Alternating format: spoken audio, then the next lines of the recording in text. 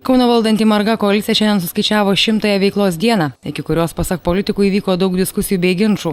Tačiau išmokus kompromisinio meno, tarp partnerių vis tik buvo pasiekti susitarimai. Todėl tikinama, kad pradėjus savivaldybės administracijos pertvarką, ji bus tęsiama ir toliau.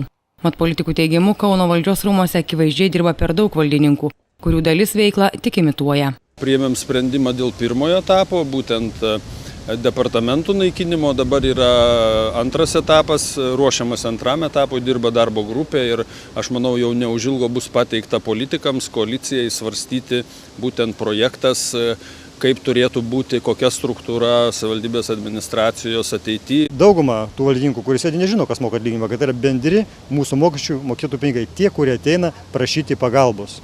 Tai yra labai blogai. Neskau, kad visi, bet tokių žmonių pasitaiko. Tai mūsų tikslas iš tikrųjų, kad tokių žmonių savivaldybėje neliktų nei vieno.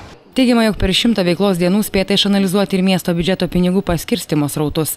Deja, racionalus lėšų panaudojimas kelia daug abejonių. Šokiruoja tai begalė žmonių, kurie nėra dirbantys, o paprasčiausiai vaikščiojantis, nėra sutvarkytas procesų visų valdymas. Yra kažkas pradėta daryti, bet neužbaigta.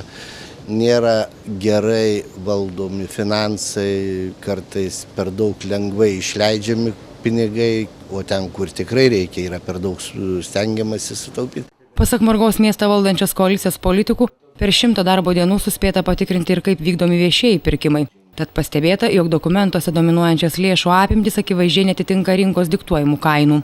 Dabartinė miesto valdžia spėja, kad netinkamų ūkininkavimo pavyzdžių bus atrasta ir daugiau.